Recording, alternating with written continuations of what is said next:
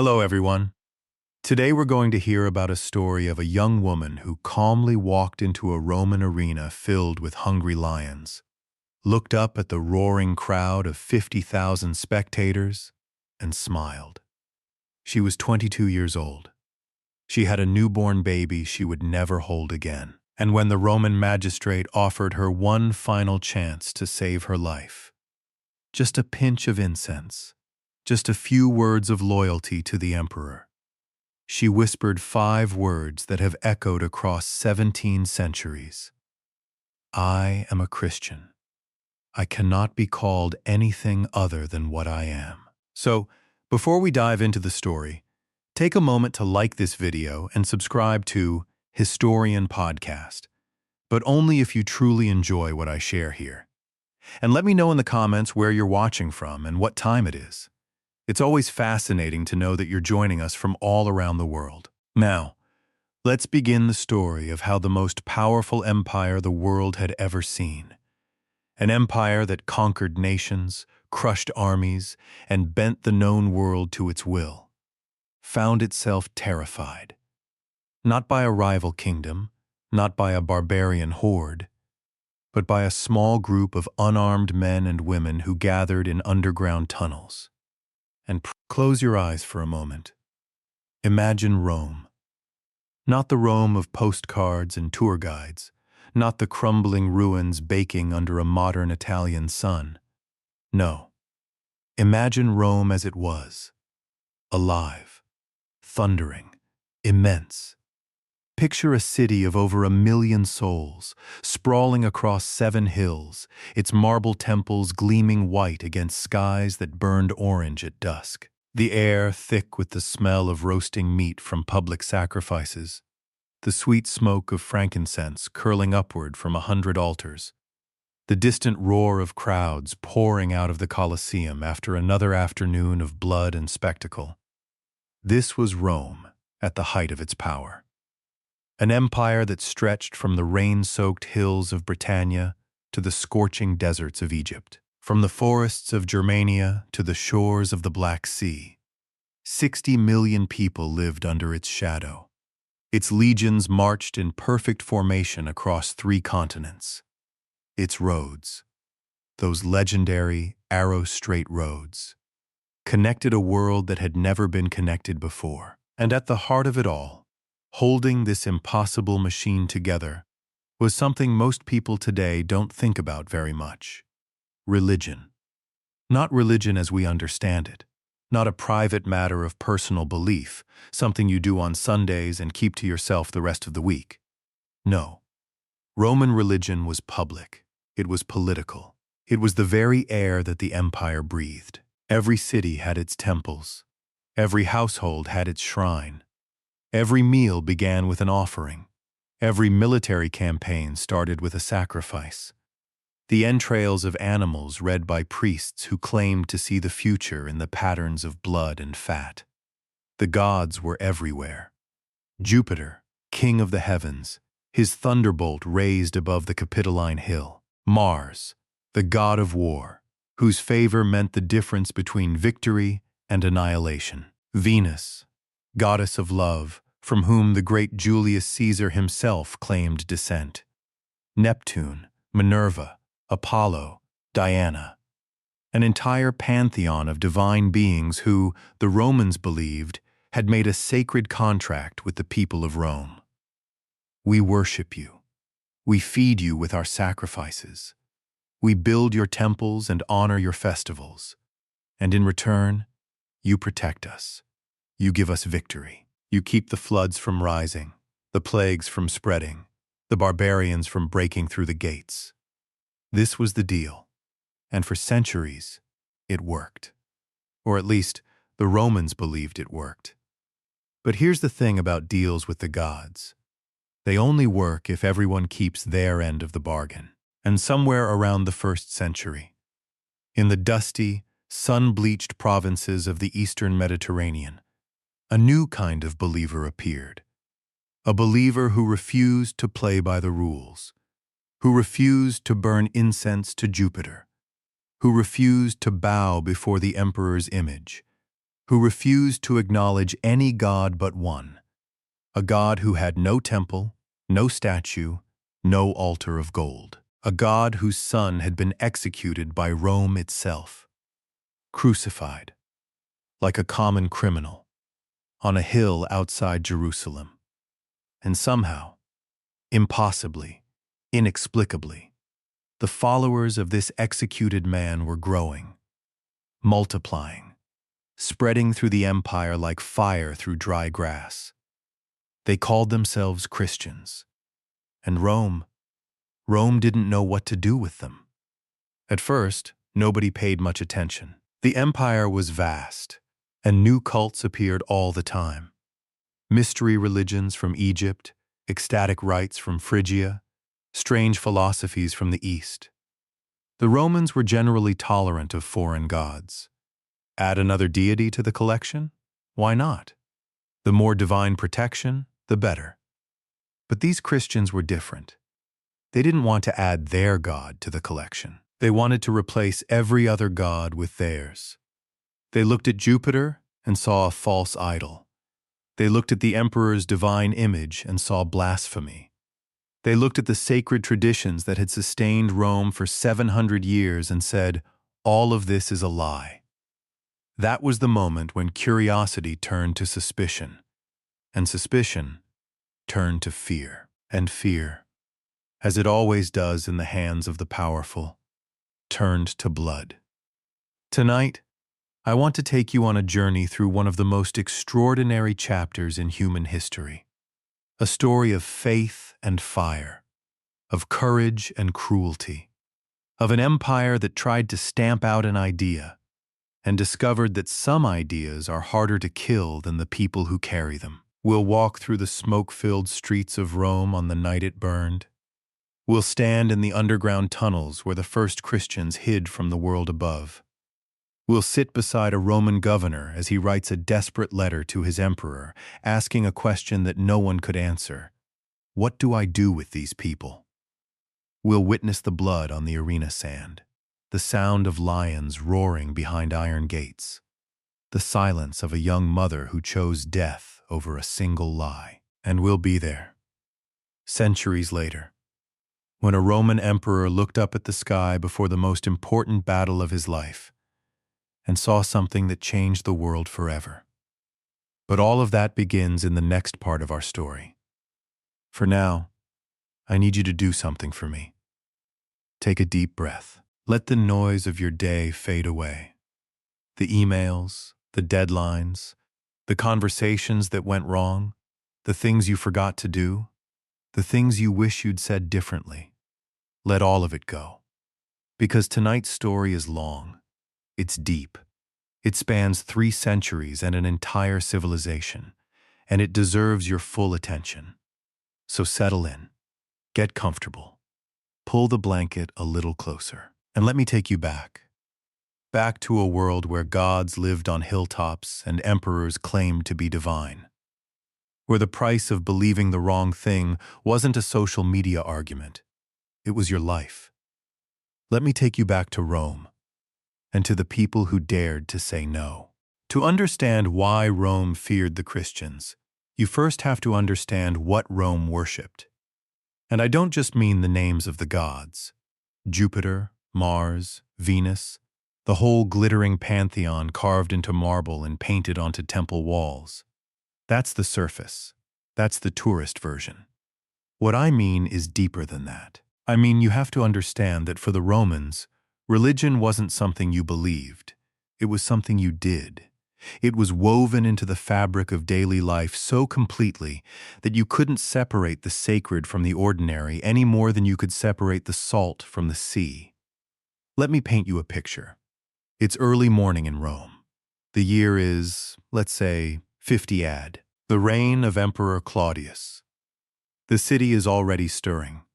The clatter of cartwheels on stone, the shouts of merchants setting up their stalls in the forum, the smell of fresh bread drifting from bakeries whose ovens have been burning since before dawn. A man, let's call him Gaius, wakes in his modest apartment on the 3rd floor of an insula, one of those towering tenement blocks that lined the narrower streets of Rome. The room is small, the walls cracked, the ceiling low. But in the corner, there is something that every Roman household possesses, no matter how humble. A lararium, a small wooden shrine, about the size of a birdhouse, painted with faded figures. Inside it, two tiny bronze statuettes. The lares, the household gods, protectors of the family, guardians of the hearth. Gaius doesn't think about whether he believes in the lares. The question wouldn't even make sense to him. They are simply there. They have always been there. His father had the same shrine, his grandfather before that. Every morning, Gaius places a small offering before them. A crust of bread, a few drops of wine, sometimes a sliver of cheese on feast days. He mutters a brief prayer. Nothing elaborate, just acknowledgement. Thank you for another day. Keep my family safe. Let the bread rise. Let the landlord not raise the rent. This is Roman religion at its most intimate level. But zoom out. From that cramped apartment to the streets, from the streets to the great public squares. And the same impulse operates on a massive scale. The temples. If you had walked through Rome in the 1st century, the sheer number of temples would have overwhelmed you. They rose from every hill, clustered around every forum, lined every major road. Gleaming columns of white marble, bronze doors that caught the afternoon sun and threw it back in blinding sheets of gold. Statues of gods 30 feet tall, their stone eyes gazing down at the streams of humanity flowing past their feet. The temple of Jupiter Optimus Maximus on the Capitoline Hill was the spiritual heart of the empire. Rebuilt after fires, expanded by successive emperors, it stood as a declaration. We are Rome, and the gods are with us. But here's what most people don't realize about Roman temples. They weren't like churches. You didn't go inside to pray. The interior was usually small and dark, reserved for the priests and the divine image. The action happened outside, on the steps, in the open air. Religion was a public performance. Sacrifices were the centerpiece. Imagine the scene. A bull, its horns gilded with gold leaf, led through the streets by priests in white robes. Flute players walking ahead, their music thin and reedy in the morning air.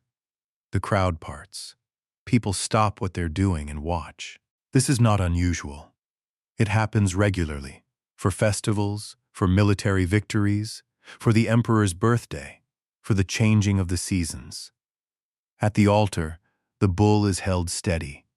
A priest examines it. It must be perfect, unblemished. Then the knife. Quick, professional. The blood pours into a bronze basin. The entrails are removed and examined, the liver especially. Its color, its shape, the pattern of its veins. All of these are read like a message from the gods. Is the omen favorable? Then proceed with confidence. The gods approve. Is the liver discolored, misshapen? Then stop. Reconsider. Something is wrong. This wasn't superstition to the Romans. It was science. It was the technology of the divine, and it had worked. Or so they believed. For 700 years. Now, here's where it gets complicated. By the 1st century BC, the century before Christ, something had begun to change. Slowly, quietly, like a crack forming in the foundation of a building that still looks solid from the outside. Traditional Roman religion was losing its grip. The reasons were many, and they tangled together like roots beneath the soil. War, first of all. The endless, grinding wars of expansion had exposed Roman soldiers to foreign cultures, foreign ideas, foreign gods.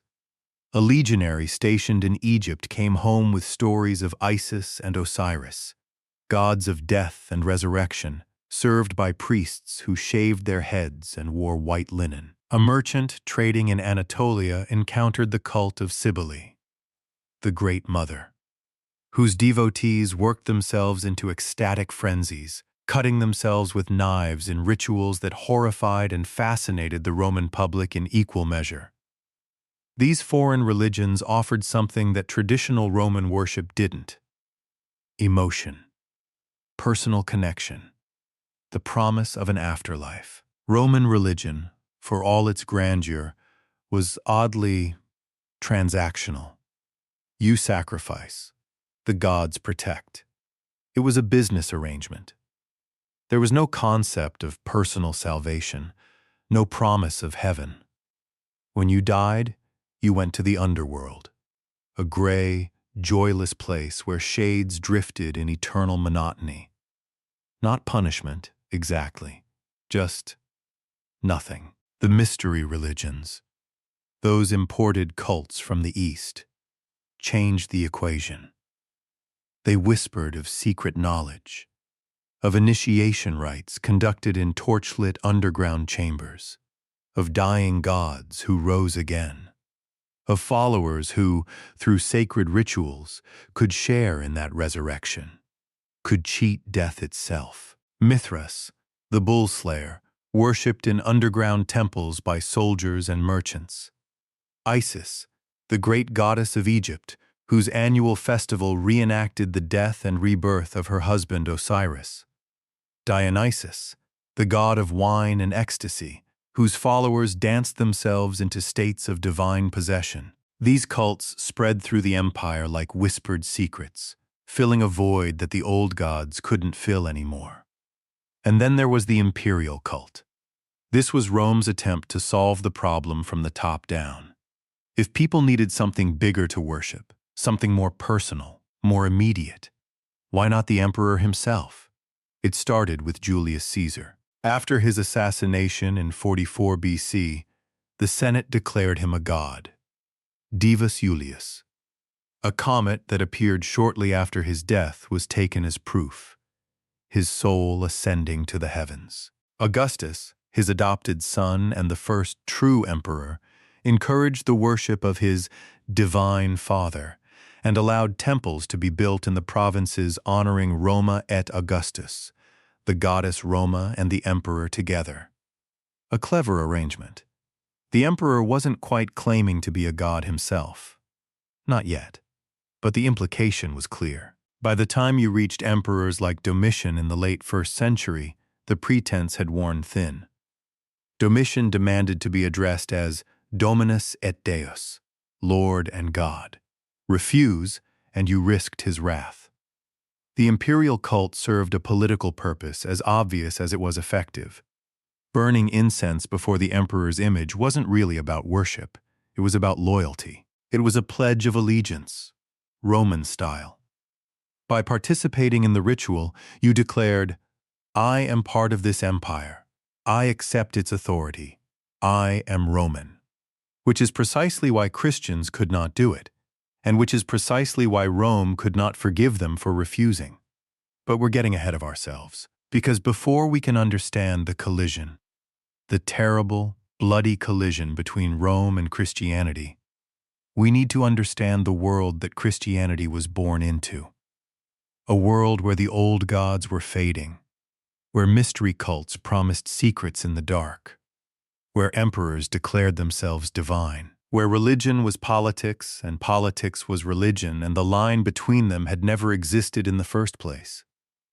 Into this world, this swirling, uncertain, spiritually hungry world, came a message from a distant province, a province that most Romans considered barely worth governing, a dry, rocky, rebellious strip of land on the eastern edge of the Mediterranean, Judea. The message was simple, dangerously simple. There is only one God, and he loves you, and his son walked among you, and they killed him, and he rose from the dead.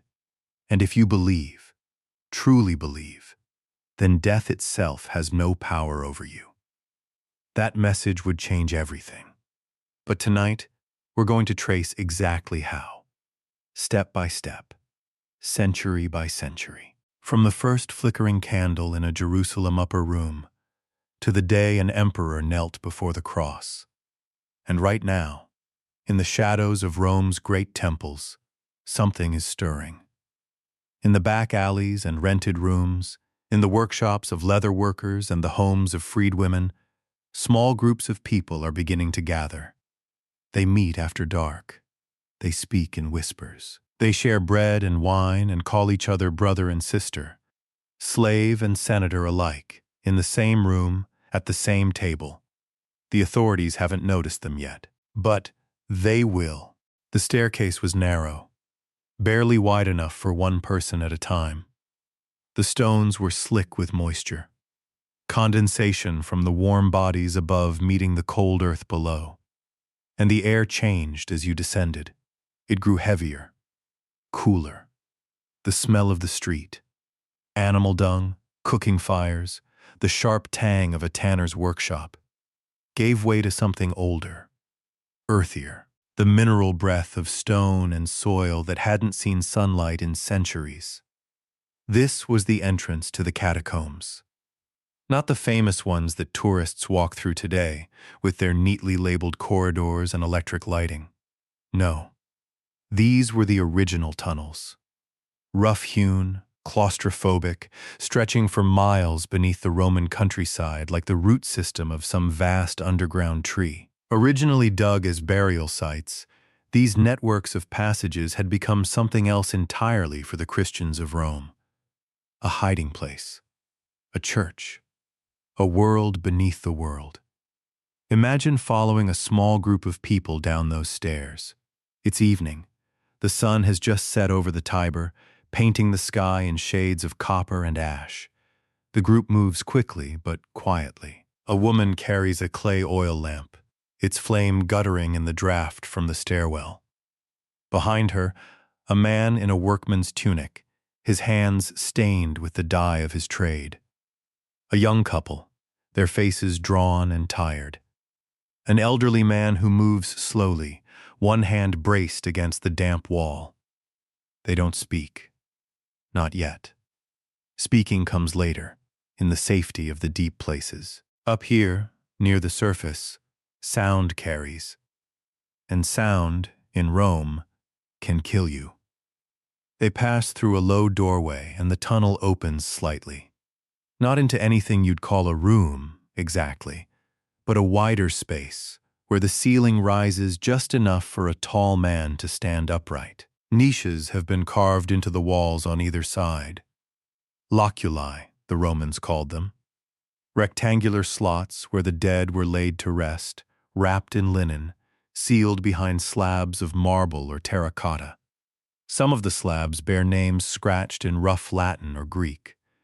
Some bear the sign of the fish, the ichthys, that secret symbol that one Christian used to identify another. The woman sets her lamp on a stone ledge.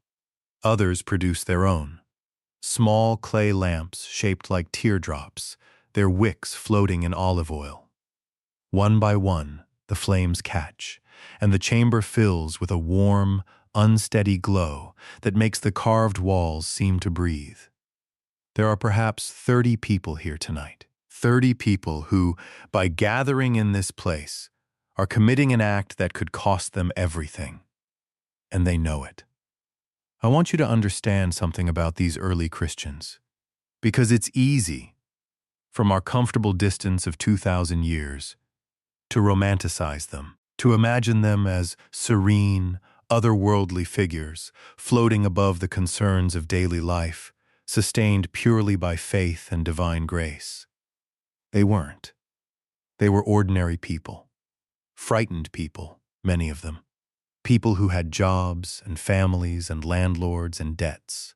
People who worried about putting food on the table and keeping their children healthy and avoiding the attention of the authorities. People who, in every other aspect of their lives, were indistinguishable from their pagan neighbors.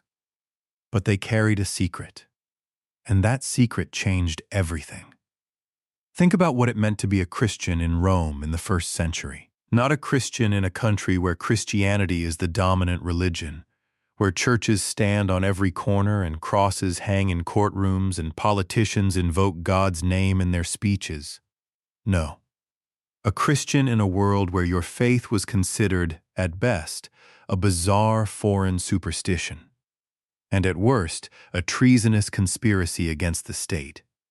Every single day was a test. You wake up in the morning, and your neighbor invites you to a festival honoring Mercury.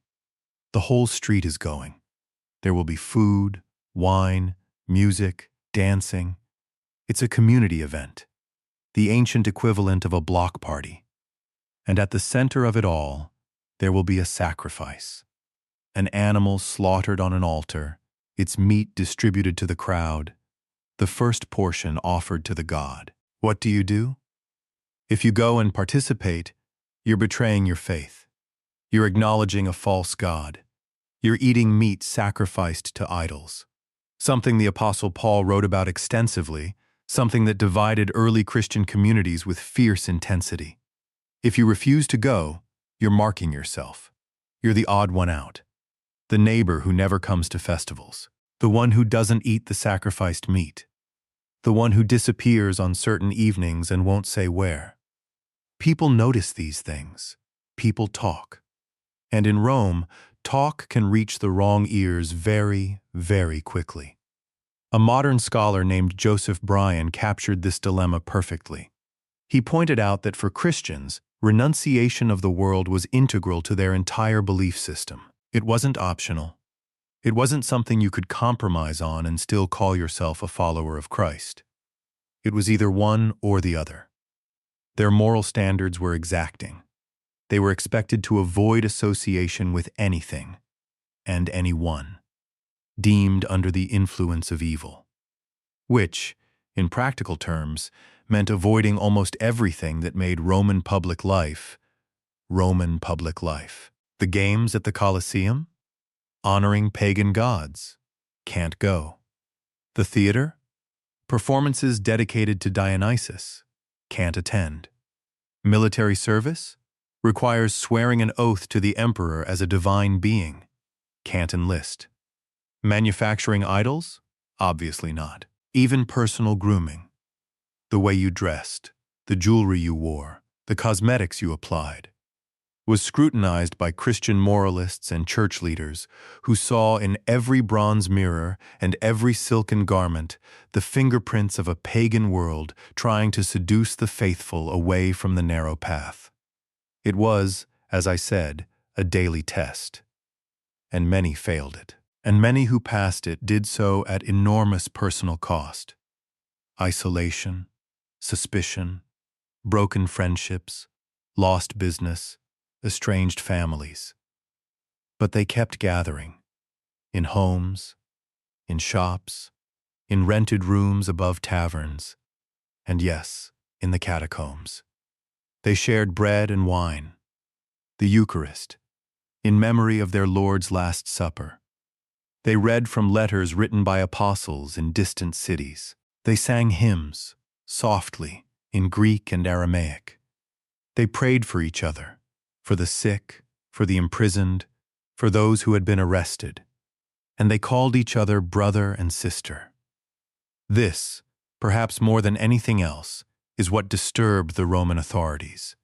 Because in those underground gatherings, something was happening that had no precedent in Roman society. A senator's wife knelt beside a slave woman. A retired centurion broke bread with a freedman who worked in the tanneries. A wealthy merchant's daughter called an elderly washerwoman sister, and meant it.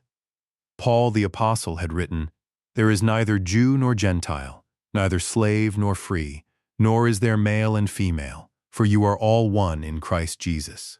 And they took him literally. Early Christian communities, as modern historians have noted, exhibited a degree of social inclusivity that surpassed even the Roman voluntary associations.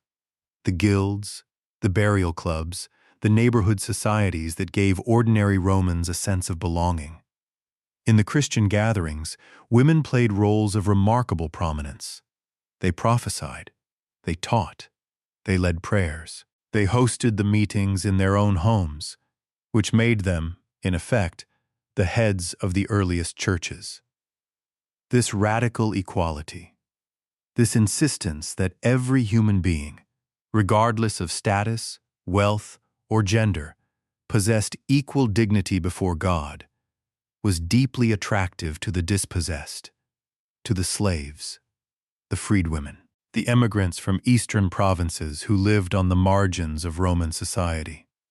But to the Roman establishment, it looked like something else entirely. It looked like subversion. Because if a slave and a senator are truly equal, if the social hierarchy that Rome has spent 7 centuries building is suddenly declared meaningless by a group of people meeting in basements and burial tunnels, then what holds society together?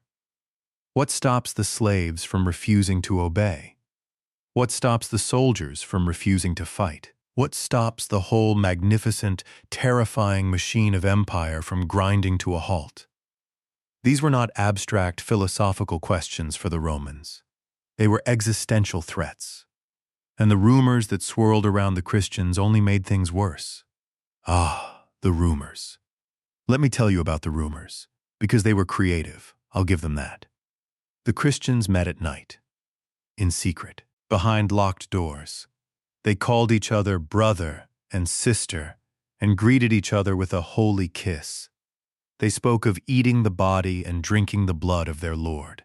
To a pagan outsider, listening through a wall or catching fragments of conversation in a marketplace, what did that sound like? It sounded like incest. It sounded like cannibalism. And the rumors spread. Like fire, like plague. Christians sacrifice babies at their meetings. Christians engage in orgies after their rituals. Christians are practitioners of dark magic, followers of a criminal sorcerer from Judea who was executed for sedition. None of it was true, of course. The body and blood was bread and wine, consumed in symbolic remembrance. The brothers and sisters were spiritual family, not biological. The holy kiss was a greeting of peace, not a prelude to anything else. But truth has never been a match for a well-crafted rumor. And these rumors gave the pagan population, already suspicious of the Christians' refusal to participate in public life, a framework of fear, a reason to hate, a justification for what was coming. The great historian Edward Gibbon, writing in the 18th century, observed something crucial about the way Roman society perceived the early Christians. He noted that when someone converted to Christianity, their pagan neighbors saw them as doing something unforgivable. They were breaking the sacred customs. They were disregarding their country's religious traditions. They were rejecting the beliefs of their ancestors. And in a culture where piety, pietas, meant honoring the ways of those who came before you, where the very word religion comes from the Latin religare, meaning to bind yourself to tradition, to the gods, to the community. Breaking those bonds was the ultimate act of betrayal. But it was worse than that, because many pagans genuinely believed that the gods were real, that Jupiter and Mars and Neptune actually existed, actually watched over Rome, actually demanded worship. And if a growing segment of the population refused to honor them, refused to burn incense, refused to sacrifice, refused to even acknowledge their existence, then the gods would be angry. And angry gods brought disaster, floods, droughts, earthquakes, plagues, military defeats. Tertullian, one of the great early Christian writers, captured this perception with bitter irony. If the Tiber rises to the walls, if the Nile fails to rise to the fields, if the sky doesn't move or the earth does, if there is famine, if there is plague, the cry is at once, "Christians to the lions! Christians to the lions!" That phrase, that terrible, casual phrase, was not a metaphor, not an exaggeration, not a figure of speech. It was a sentence, pronounced by crowds, endorsed by governors, carried out in arenas across the empire. And it was about to begin. Because in the year 64 AD, in the month of July, on a hot summer night when the air itself seemed to crackle with heat, Rome caught fire. and someone needed to be blamed. The fire started near the Circus Maximus. That much the ancient sources agree on. The exact location: a cluster of shops selling flammable goods, oil and linen and dried herbs, pressed together in the narrow lanes that surrounded the great chariot racing stadium. It was July 19th, in the year 64 AD, the 10th year of Emperor Nero's reign. The height of summer, when the air in Rome hung thick and heavy and the slightest breeze carried the smell of dust and sweat and overripe fruit rotting in market stalls. The fire caught quickly. In a city where the poor lived stacked on top of each other in wooden tenement buildings. Insulae, they called them, islands. Sometimes 6 or 7 stories tall, leaning against each other like drunks, connected by narrow alleys where the sun barely reached the ground. In that city, fire was not a surprise. It was an inevitability. But this fire was different. This fire did not burn itself out in a single neighborhood. It did not consume a block or two and then die, smothered by stone walls or starved for lack of fuel. This fire moved. It climbed. It jumped from rooftop to rooftop as if it were alive, as if it had intent, driven by a hot summer wind that refused to die down. Picture it, the first flames rising from behind the Circus Maximus, an orange glow against the darkening sky. The shouts of the first people to notice. Merchants closing up their stalls, prostitutes in the doorways of their establishments, beggars who slept in the alcoves of public buildings. Then the sound. The sound of fire in a densely packed city is something you never forget. If you survive. It's not a crackle. It's a roar. A continuous, thundering, all-consuming roar, like the breath of some enormous beast. It drowns out everything. The screams, the crash of collapsing timbers, the desperate braying of trapped animals. The fire burned for 6 days. 6 days, when it finally died. Not because anyone put it out, but because it ran out of things to burn. 10 of Rome's 14 districts had been damaged. 3 had been completely destroyed, reduced to smoking, rubble, and blackened stone. Hundreds of thousands of people were homeless. The death toll was never accurately counted, but ancient historians describe it in terms that suggest catastrophe on an almost unimaginable scale. Bodies in the streets, bodies in the ruins, bodies in the Tiber, where people had jumped to escape the flames only to drown in the current. And the survivors wanted answers. They wanted someone to blame. Now, here's where history gets murky. And I want to be honest with you about that, because honesty matters, especially when we're talking about events that happened nearly 2,000 years ago and were recorded by writers with their own biases, their own agendas, their own reasons for telling the story one way rather than another. The Roman historian Tacitus, writing about 50 years after the fire, tells us what happened next. And Tacitus, whatever his faults, is generally considered one of the more reliable ancient sources. He didn't like Nero. He didn't like Christians either. He was, in his own way, an equal opportunity cynic. According to Tacitus, a rumor spread through the devastated city that Nero himself had ordered the fire. That while Rome burned, the emperor had stood on a tower and played his lyre, singing about the fall of Troy, enjoying the spectacle of destruction. Was the rumor true? Probably not. Nero was actually at his villa in Antium, modern-day Anzio, when the fire broke out, and ancient sources indicate that he rushed back to Rome and organized relief efforts, opening his own gardens to house the homeless. But the rumor stuck.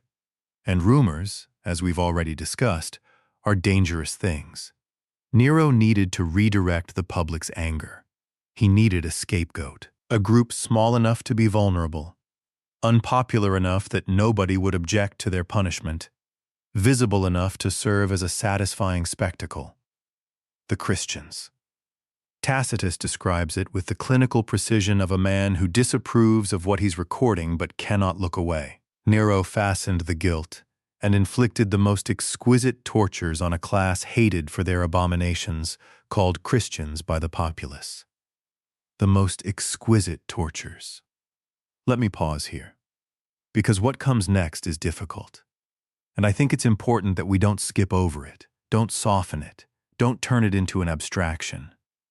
These were real people, and what was done to them was real. Nero's persecution, the first organized, government-sanctioned persecution of Christians in history, was concentrated in Rome. It didn't spread to the provinces. It was, in a sense, a local affair, a political maneuver designed to solve a specific problem: public anger at the emperor. But the methods were anything but ordinary. Christians were arrested, not through any formal legal process. There was no trial, no specific charge beyond the vague accusation of hatred of the human race, a phrase Tacitus uses that tells us more about Roman prejudice than about any actual Christian behavior. They were rounded up based on denunciations. Neighbors informing on neighbors, slaves informing on masters, the machinery of suspicion grinding into motion. And then they were killed. Some were torn apart by dogs, dressed in animal skins and thrown into an arena where specially trained hunting dogs were released. Not the noble beasts of the Colosseum spectacles, but vicious, half-starved animals trained to attack anything that moved. Some were crucified. The method by which their own Lord had died, now inflicted on his followers as a mocking echo. Lined up along the roads leading out of Rome, their crosses silhouetted against the sky, dying slowly over hours or days in the Italian sun. And some, and this is the detail that has haunted historians for centuries, some were coated in pitch and set on fire. In Nero's gardens, at night, to serve as human torches, lighting the pathways where the emperor hosted his parties. I want you to sit with that image for a moment. The gardens of the Domus Transitoria, Nero's palace complex, with its manicured lawns and reflecting pools and carefully arranged sculptures. The evening air, warm and soft. The sound of laughter and conversation from the emperor's guests, reclining on couches, drinking wine from silver cups, and lining the pathways between them. Burning. Living people, burning. Their screams rising into the Roman night alongside the smoke and the smell of pitch and flesh. And somewhere nearby, the emperor in his chariot, driving between the human torches, performing for his guests. Tacitus, no friend of the Christians, remember, admits that even the Roman public, hardened as they were to spectacles of violence, felt a twinge of something.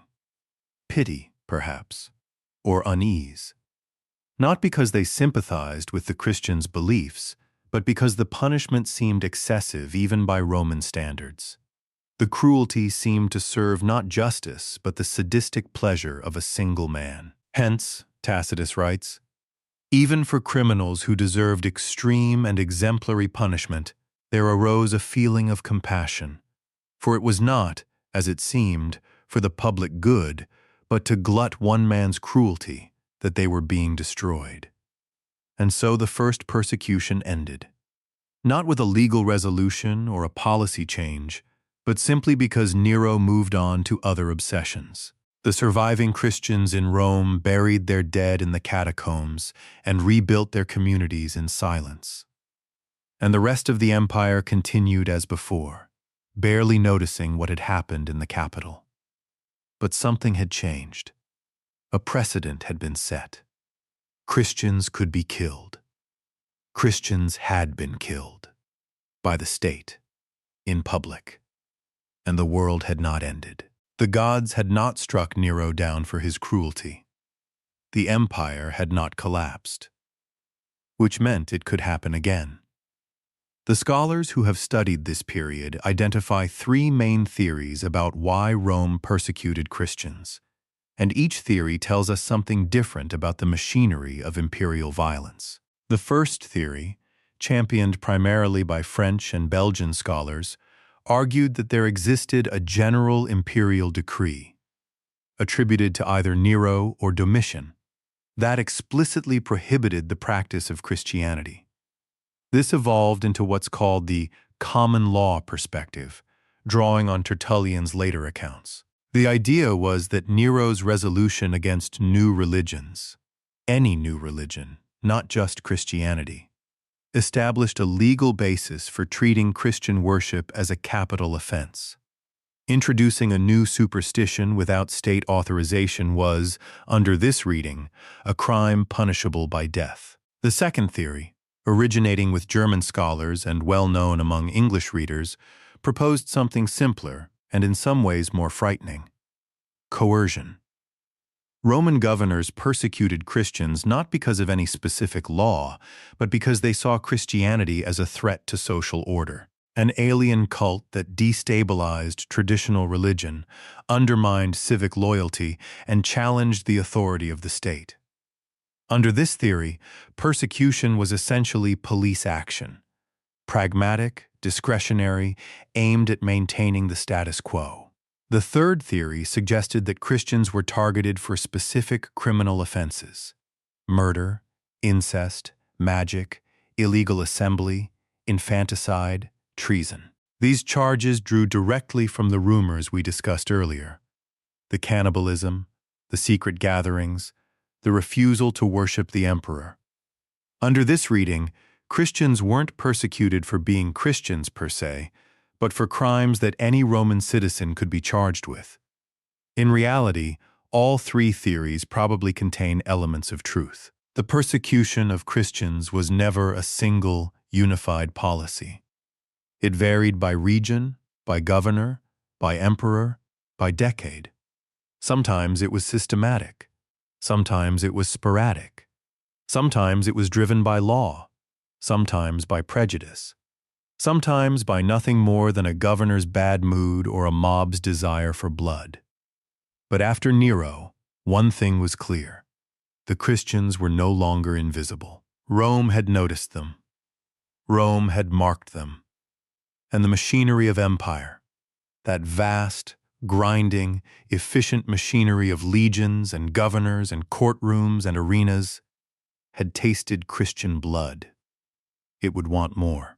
And in the provinces, far from Rome, a Roman governor was about to sit down at his desk, dip his pen in ink, and write a letter that would shape the persecution of Christians for the next 200 years. His name was Pliny. And he had a problem. The province of Bithynia Pontus lay along the southern coast of the Black Sea, in what is now northern Turkey. It was not one of Rome's glamorous provinces. Not Egypt with its ancient splendor, not Greece with its philosophical prestige, not Gaul with its wild beauty. Bithynia was a working province. Modest cities, rocky coastline, olive groves, and fishing villages. The kind of place that an ambitious Roman politician would accept as a posting only because it was a stepping stone to something better. Pliny the Younger arrived there as governor around the year 110 AD. He was, by all accounts, a conscientious administrator. Thorough, detail-oriented, perhaps a bit anxious. The kind of man who writes letters to his superiors about everything, seeking guidance on matters both large and small. His correspondence with Emperor Trajan has survived, one of the great lucky accidents of history, and it gives us an extraordinary window into the daily business of governing a Roman province. He wrote about aqueducts, about building permits, about the finances of provincial cities that had gotten themselves into debt through overly ambitious construction projects. And then, somewhere around the year 112 AD, he wrote a letter about something else entirely: Christians. I've read this letter many times, and every time it strikes me how human it sounds, how uncertain, how honestly confused. This isn't the letter of a tyrant or a fanatic.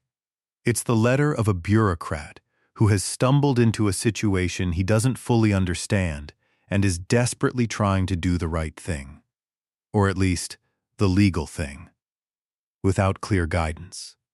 Let me paraphrase it for you. The original is in Latin, formal and precise, but the essence is this. My Lord Emperor, I make it a rule to refer to you all matters about which I am in doubt. For who is better able to guide my hesitation or instruct my ignorance?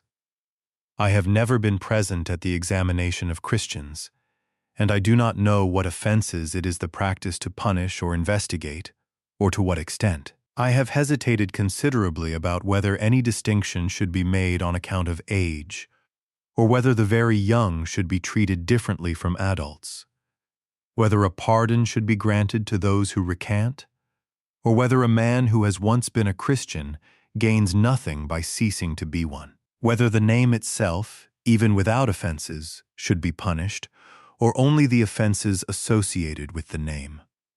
In the meantime, with those who were brought before me as Christians, I have followed this procedure.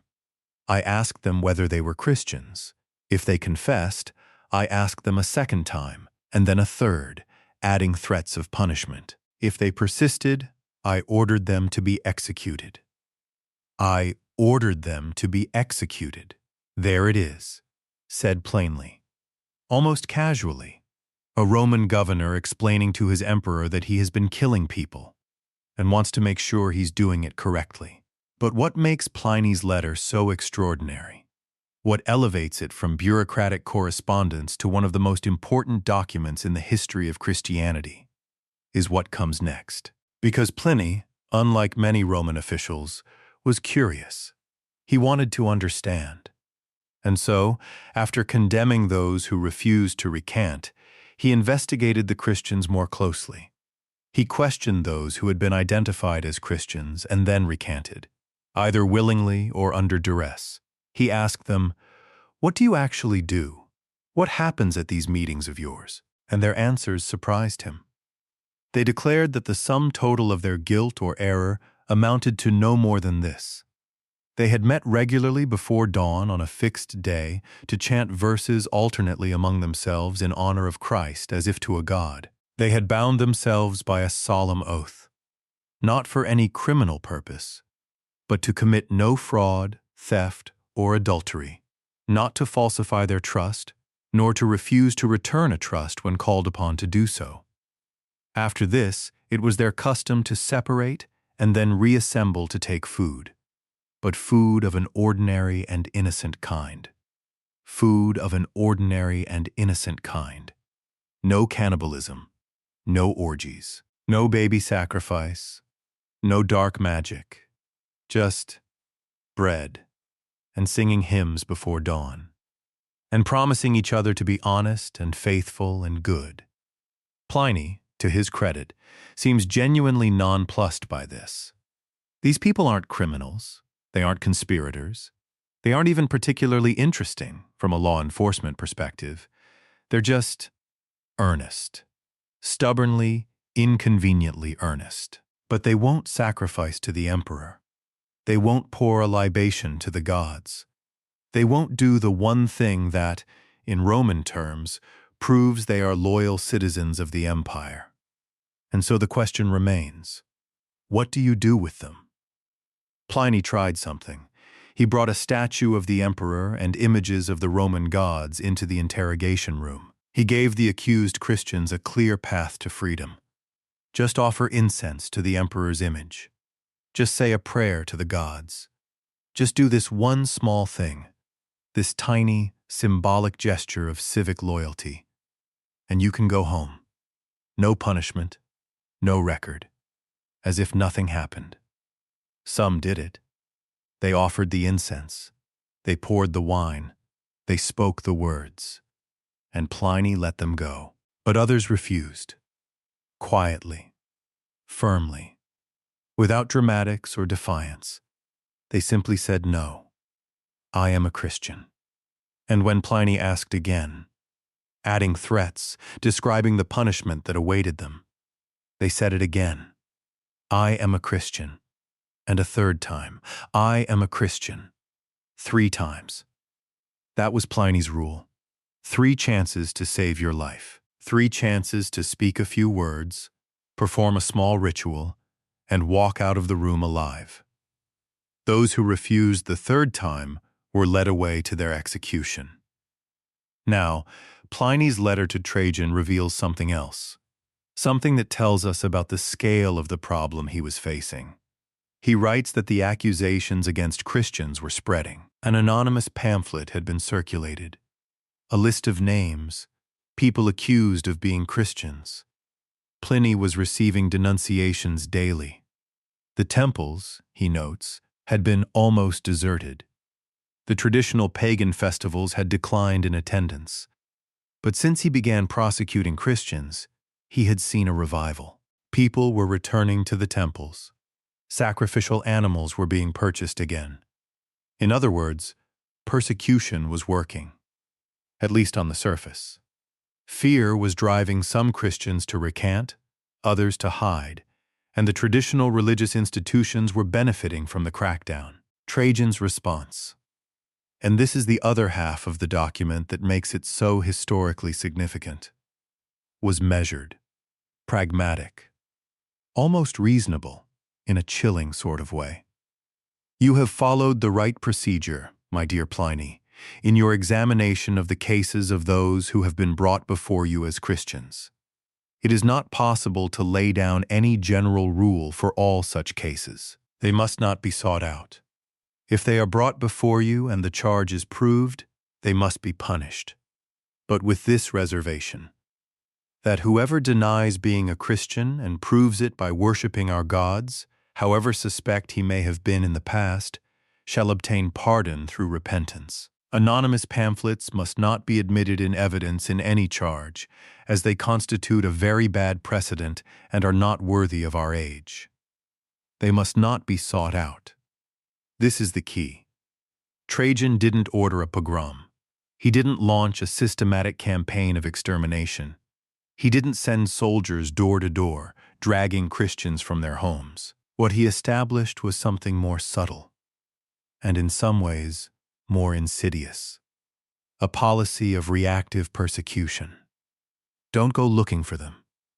But if someone brings one to you, if an accuser steps forward, names, presents evidence, then yes, they must be punished. Unless they recant, unless they worship the gods, unless they prove, through a public act of religious conformity, that they are Roman first and Christian, not at all.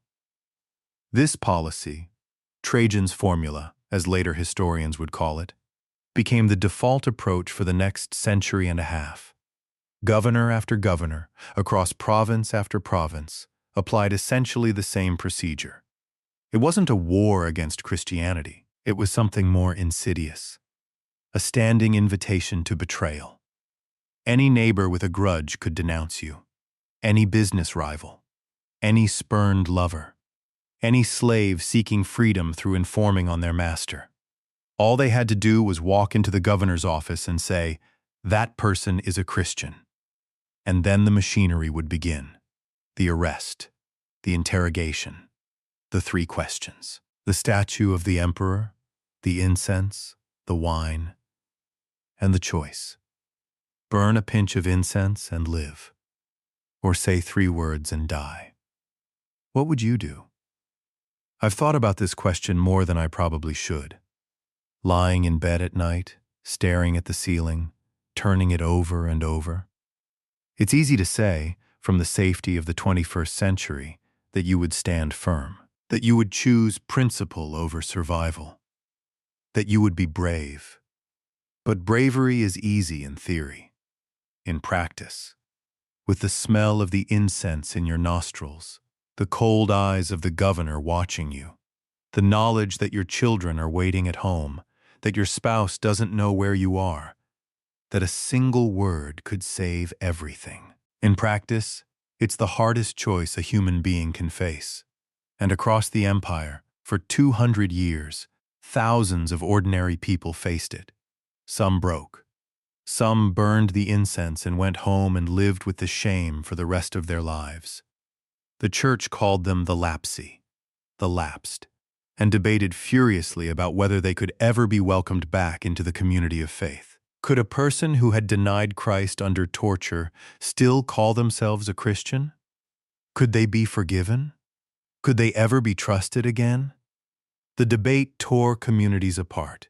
It created schisms that lasted for generations.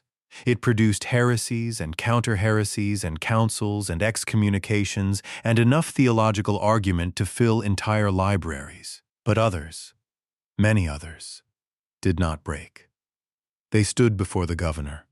They heard the question. They felt the fear. The real, physical, animal fear of imminent death.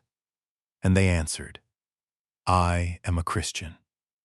And they meant it. And they died for it.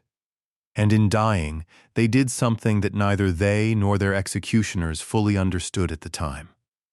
They made Christianity immortal. Because every martyr, every public execution, every body thrown to the lions, every torch lit in Nero's gardens, created witnesses.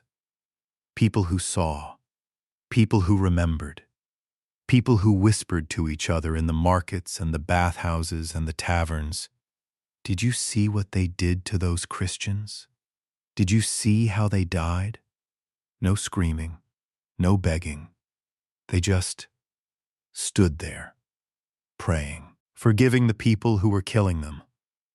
What kind of faith does that? What kind of God inspires that? Tertullian, that sharp-tongued, brilliant Christian writer, said it best: "The blood of the martyrs is the seed of the church." He was right. And in a city called Lyon, in Roman Gaul, that seed was about to be watered with more blood than anyone could have imagined. Lon, Lugdunum, the Romans called it, sat at the confluence of the Rhone and the Saône, two rivers that merged in the heart of Roman Gaul. By the 2nd century, it had grown into one of the most important cities in the Western Empire. A trading hub, a cultural crossroads, a place where merchants from Spain rubbed shoulders with soldiers from the Danube frontier, where Greek-speaking immigrants from the East opened workshops next to Gallic craftsmen whose families had lived in the region for generations. It was also, by the year 177 AD, home to a thriving Christian community. And that community was about to be destroyed. The persecution at Lyon is one of the best documented episodes of anti-Christian violence in the Roman Empire, thanks to a remarkable letter written by the survivors to their fellow Christians in Asia Minor. The letter was later preserved by Eusebius, the great church historian of the 4th century, and even allowing for the possibility of exaggeration or literary embellishment, its account is harrowing. It began, as these things so often did, not with an edict from the emperor or an order from the governor, but with the crowd, the mob. The Christians of Lyon had lived among their pagan neighbors for years, decades, perhaps, in a state of uneasy coexistence.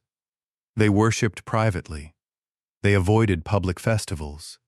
They kept to themselves. But they were known. In a city the size of Lugdunum, perhaps 50,000 inhabitants, it was impossible to remain entirely invisible. And in the summer of 177, something shifted. Maybe it was the heat. Maybe it was economic hardship. A bad harvest, rising food prices, the kind of everyday misery that makes people angry and afraid and desperate for someone to blame. Maybe the rumors about the Christians, the old, familiar rumors of cannibalism and incest and secret rituals, had been circulating with fresh intensity. Whatever the cause, the mood turned. The letter from the survivors describes it in stages. First, the Christians were excluded from public spaces, the baths, the markets, the forums. Then they were harassed in the streets. Insults, stones thrown, doors marked. The kind of escalating intimidation that, throughout history, has always preceded organized violence. Then the arrests began. The governor, His name is not recorded, or if it was, it has been lost. Responded to the public mood in the way that Trajan's formula dictated. He didn't seek the Christians out. He didn't need to. The mob brought them. They were dragged from their homes and workshops, hauled through the streets to the forum, where the governor sat in judgment. The crowd pressed in around them, shouting, jeering, throwing things. The air itself seemed to vibrate with hatred. Among the arrested were people whose names the letter preserves for us, names that might otherwise have vanished into the vast anonymity of history. Sanctus, a deacon from Vienne, the nearby city.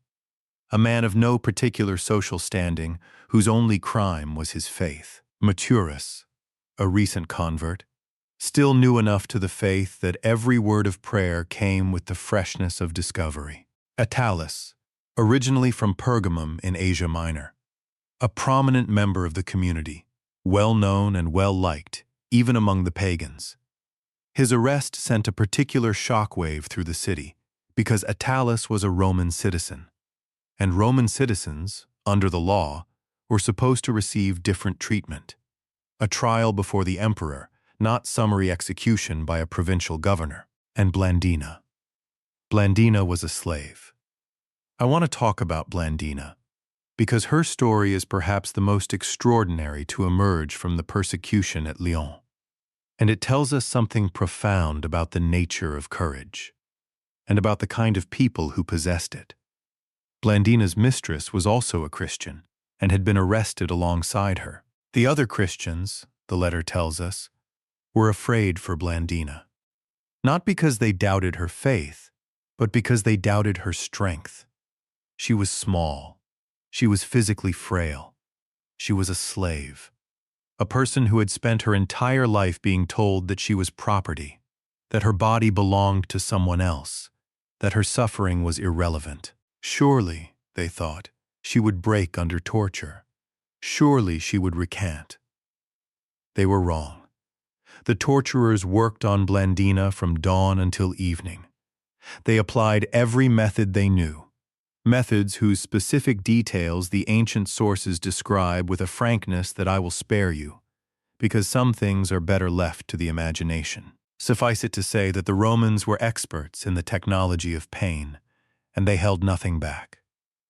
And throughout it all, hour after hour, from the first light of morning until the shadows lengthened across the prison floor, Blandina said the same thing. I am a Christian. Nothing wicked happens among us. Again and again.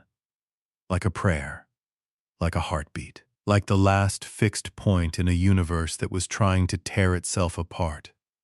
The torturers, the letter tells us, were astonished. They were exhausted.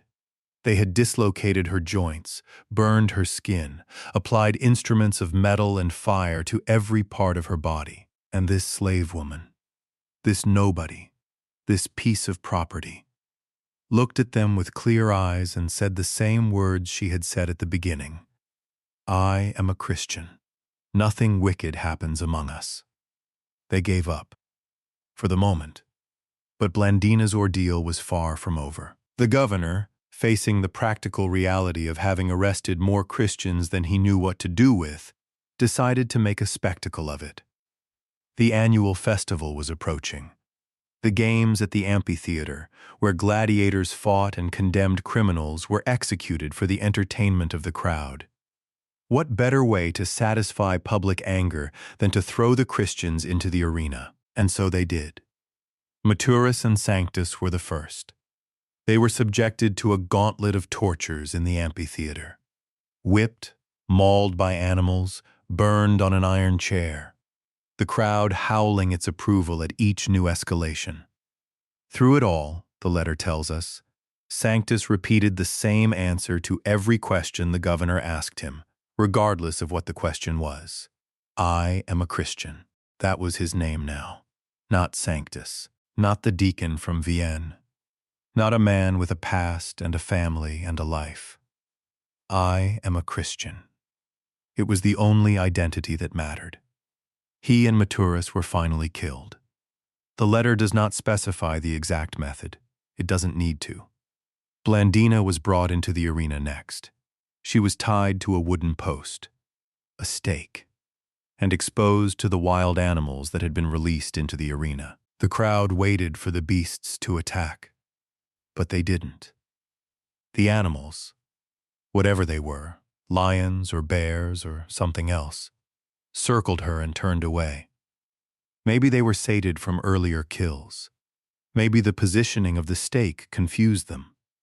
The ancient sources attribute it to divine protection. Whatever the reason, Blandina survived that day. She was taken back to prison, alive, to wait for the next spectacle. And when the next day of games arrived, she was brought out again, this time with a 15-year-old boy named Ponticus. Ponticus was young enough to be Blandina's son, and the crowd, that same crowd that had roared for blood the day before, was given a chance to show mercy. The governor offered both of them the standard deal: sacrifice to the emperor's image and live. Ponticus refused. He was tortured and killed in the arena, with Blandina beside him the entire time, encouraging him, whispering words of faith and comfort that the letter describes as a mother's voice. Steady, gentle, unbreakable. And then, finally, it was Blandina's turn. She was whipped. She was thrown to the animals again. She was placed in a basket and tossed before a bull, which gored her and threw her repeatedly. And through it all, through every blow, every wound, every moment of agony, she remained conscious, aware, present. The crowd, the letter tells us, were stunned. Even the pagans admitted they had never seen a woman suffer so much and endure so long. Blandina was finally killed by the sword, a slave woman. Property. The person in the room with the least power, the least status, the least reason to be brave. And she was the bravest of them all. Now, I could tell you that the persecution at Lyon was an isolated incident, that it was an anomaly, a burst of local violence that didn't represent the broader Roman approach to Christianity. And in a sense, that would be true. The empire was vast. The governors were many. Their approaches varied enormously. Some persecuted Christians vigorously. Others ignored them. Some, particularly in North Africa, actually helped accused Christians secure acquittals or simply refused to bring them to trial. But the pattern was there, and it was accelerating. In the mid-2nd century, mob violence against Christians became increasingly common, not just in Lyon, but across the empire. In Asia Minor, in North Africa, in Egypt, in Rome itself. The trigger was usually the same: economic hardship, natural disaster, military defeat. Anything that made the populace afraid. Anything that made them look for someone to blame. And the Christians were always there, always available, always refusing to worship the gods, always, in the eyes of the pagan majority, bringing divine wrath down upon the heads of everyone. The satirist Lucian, writing in the same century, described elaborate hoaxes perpetrated against Christians. Con men who infiltrated Christian communities, took advantage of their generosity and trust, and then exposed their crimes to the authorities for profit and entertainment. The Christians, Lucian observed with something between amusement and contempt, were remarkably easy to deceive. They trusted too readily. They loved too indiscriminately. They were, in the most literal sense, lamb to the slaughter. And the slaughter continued. Not constantly, not everywhere, but enough. Enough to keep the fear alive. Enough to make every Christian in the empire understand that their faith was, quite literally, a matter of life and death. And then, in the middle of the 3rd century, something changed. Something that turned sporadic, local persecution into a systematic, empire-wide campaign of destruction. An emperor named Decius came to power, and he had an idea. Emperor Decius came to power in the year 249 AD, at one of the most turbulent moments in Roman history. The empire was fracturing. Military defeats on the frontiers, economic crisis at home, a plague, possibly smallpox, possibly something worse, sweeping through the provinces, killing so many people that entire cities were left half-empty, their streets silent, their markets abandoned. Decius believed he knew the reason for all of it. The gods were angry. Rome had abandoned its traditions, the old ways, the sacrifices, the festivals, the rituals that had sustained the empire for centuries were being neglected. And the gods, predictably, were withdrawing their protection. The solution, in Decius's mind, was simple. Brilliantly simple.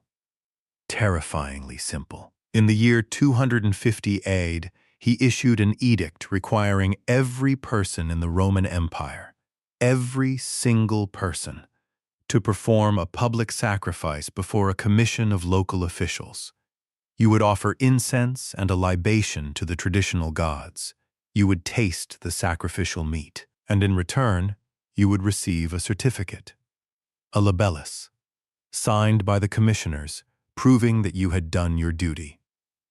The edict did not mention Christians by name, not once. It was framed as a universal act of civic piety, a collective prayer for the welfare of the empire. Everyone had to do it. Senators, soldiers, merchants, farmers, slaves, women, children, everyone. But everyone knew who it was really aimed at. For the Christians, the Decian edict was a catastrophe. Not because it was violent. Not at first. There were no mass executions, no spectacles in the arena, no human torches in imperial gardens. The edict was bureaucratic, administrative. It had the cold efficiency of a tax form. But it was total. There was no hiding from it. No exemption, no loophole. Every person had to appear before the commission. Every person had to sacrifice. And every person would receive, or not receive, the certificate that proved they had complied. If you didn't have your libellus, you were a criminal. And criminal meant prison, torture, confiscation of property, and ultimately, if you still refused, death. The effect on Christian communities across the empire was devastating. Some Christians fled. They left their homes, their businesses, their families, and disappeared into the countryside, hiding in rural estates, in caves, in the homes of sympathetic pagans who sheltered them at great personal risk. These refugees lived in a state of permanent fear, unable to return to their cities, unable to practice their faith openly, waiting for the edict to be lifted or for the emperor to die. Some Christians sacrificed. They went before the commission, burned the incense, ate the meat, received their certificate, and went home carrying a guilt that would weigh on them for the rest of their lives. The church called them sacrificati, those who had sacrificed. And the church would not easily forgive them. Some Christians bribed the commissioners. They paid for certificates without actually performing the sacrifice, a loophole that was technically illegal but practically common because the commissioners were often more interested in collecting fees than in policing theology.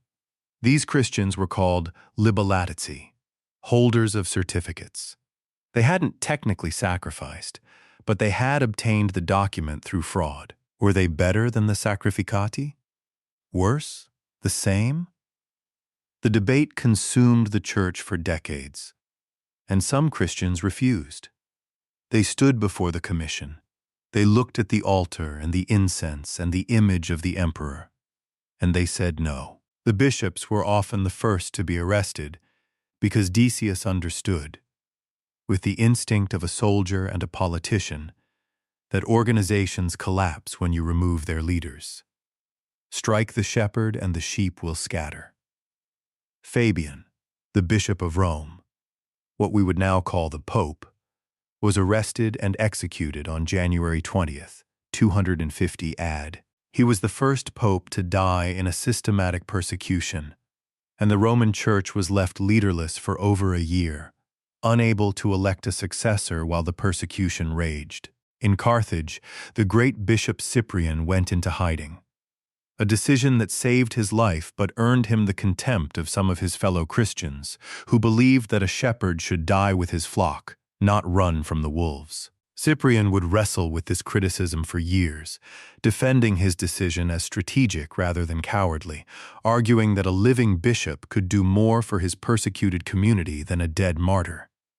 He had a point, but the argument left scars. The Decian persecution lasted only about 2 years. Decius himself was killed in battle against the Goths in 251 AD, and his successor quietly allowed the edict to lapse. But the damage it inflicted on the Christian Church was immense. Not just the deaths, not just the imprisonments, not just the confiscated property. The division. When the persecution ended and the refugees returned and the prison doors opened, the Church faced a question that nearly tore it apart. What do we do with those who lapsed? The sacrificati, the libellatici, the people who had, under threat of death, burned incense to the pagan gods. Could they come back? Could they receive communion again? Could they be forgiven? 2 camps formed, and they were irreconcilable. On one side, the rigorists. No forgiveness, no readmission. You denied Christ, you're out. Forever. The purity of the Church demands it. On the other side, the moderates. Have mercy. They were frightened. They were human. Christ himself forgave Peter for denying him 3 times. Who are we to be harsher than our Lord? This debate, this furious, anguished, deeply human debate, produced schisms that lasted for centuries. The Novatianist schism, the Donatist controversy. Entire parallel churches, entire alternative hierarchies, built on the question of whether a moment of weakness in the face of death could be forgiven. But the empire wasn't done. Decius had shown that a systematic, bureaucratic persecution was possible, that you didn't need mob violence or arena spectacles. You just needed paperwork, certificates, commissions, the machinery of the state, applied with cold, methodical precision. And 50 years later, another emperor would take that lesson and amplify it 100-fold. His name was Diocletian, and the persecution he unleashed would be the last, the largest, and the most terrible of them all. Diocletian was, by any measure, one of the most capable administrators the Roman Empire ever produced. He rose from humble origins, the son of a freedman, possibly an illiterate clerk, to the purple through sheer military competence and political cunning. He restructured the empire. He reformed the tax system. He divided the vast territory into more manageable units, appointing co-emperors, the tetrarchy, to share the burden of governance. And for nearly 20 years, he left the Christians alone. This is important. Diocletian was not, by nature, a persecutor. His wife and daughter were rumored to be sympathetic to Christianity, perhaps even secret believers. Many Christians served in his court and in the army. The Church had grown enormously during the decades of relative peace that followed the Decian persecution. Building churches, organizing communities, accumulating property, producing literature, becoming, in effect, a state within the state. But Diocletian had a co-emperor named Galerius, and Galerius hated Christians. The exact reasons for Galerius's animosity are debated by historians. Some suggest personal experience, perhaps a confrontation with Christians in the army. Some point to the influence of pagan philosophers at his court, who argued that Christianity was a corrupting force that threatened traditional Roman values. Whatever the cause, Galerius spent years pressuring Diocletian to act against the Christians. And in February of 303 AD, On the festival of the Terminalia, the Roman festival of boundaries and endings, Diocletian finally gave in. The first edict was issued. Churches were to be destroyed. Christian scriptures were to be burned. Christians who held positions of rank were to be stripped of their status. Christian freedmen were to be re-enslaved. A second edict followed, ordering the imprisonment of all Christian clergy. A third edict offered imprisoned clergy their freedom, if they sacrificed to the pagan gods. A fourth edict, the most sweeping of all, extended the requirement of sacrifice to every Christian in the empire. Not just the clergy, everyone. The great persecution had begun. In the eastern provinces, Galerius's territory, the persecution was ferocious. Churches were demolished. Scriptures were gathered into enormous pyres and burned in public squares. Bishops were arrested, tortured, executed. Entire communities were destroyed. Imagine the scene. A city in Asia Minor. Dawn. Soldiers arriving at a Christian church. A real building now, not a house or a rented room, but an actual purpose-built church, one of many that had sprung up during the years of peace. The congregation is inside, holding a morning service. The doors are broken down. The soldiers pour in. The altar is overturned. The scriptures, laboriously hand-copied on papyrus or parchment, each page representing weeks of work, are seized. The gold and silver vessels used in the Eucharist are confiscated. The building itself is set ablaze. And the congregation? Arrested, led away in chains, separated from their families, thrown into prisons that were already overcrowded with Christians from the previous week's raids. In the prisons, the choice was presented again. The old, familiar choice. Sacrifice or die. Some sacrificed. The pressure was enormous. Not just the threat of death, but the reality of torture. The rack. The iron claws. Hot irons applied to the flesh. Methods designed not to kill quickly, but to break slowly, to wear down resistance, to make the act of sacrifice seem like a mercy. But something remarkable was happening in the western provinces. Constantius Chlorus, the Caesar who governed Gaul, Britain, and Spain, was applying the edicts with conspicuous reluctance. He destroyed some church buildings, as required, but he did not pursue individual Christians. He did not arrest clergy. He did not demand sacrifices. Some later sources claim he even protected Christians in his territory, turning a blind eye to their continued worship. His son was watching. His son's name was Constantine. And Constantine was about to change everything. The night before the battle, Constantine couldn't sleep. It was October of the year 312 AD. His army, 30,000 men, maybe 40,000, the ancient sources disagree, was camped along the Via Flaminia, the great road that led south from the Alps toward Rome. Tomorrow, they would face the army of Maxentius at the Milvian Bridge, the stone bridge that carried the road across the Tiber just north of the city. Maxentius had more soldiers. He had the advantage of defending fortified positions.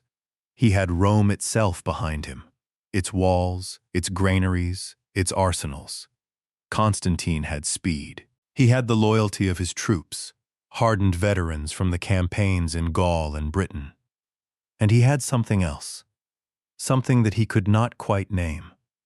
A feeling, a conviction, a certainty that had been growing in him for months, maybe years, like a seed planted in darkness, slowly pushing toward the light. But before we get to what Constantine saw that night, before we get to the moment that would change the course of Western civilization, I need to take you back, just a little, to the events that made that moment possible.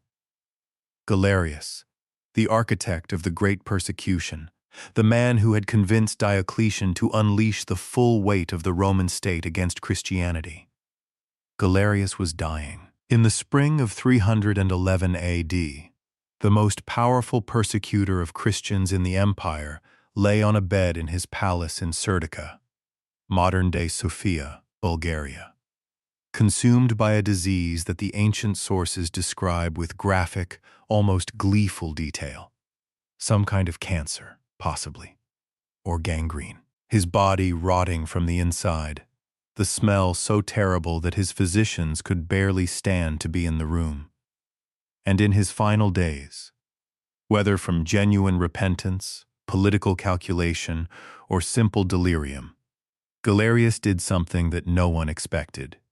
He issued an edict, the Edict of Serdica, April 311 AD. I want to read you the key passage, because the words matter. They matter enormously.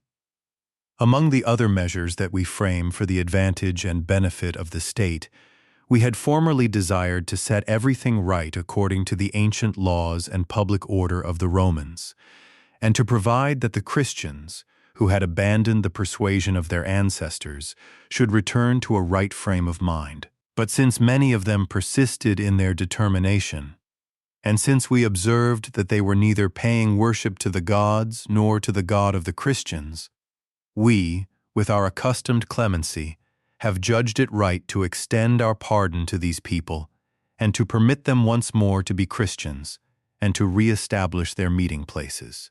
Read those words again. To permit them once more to be Christians.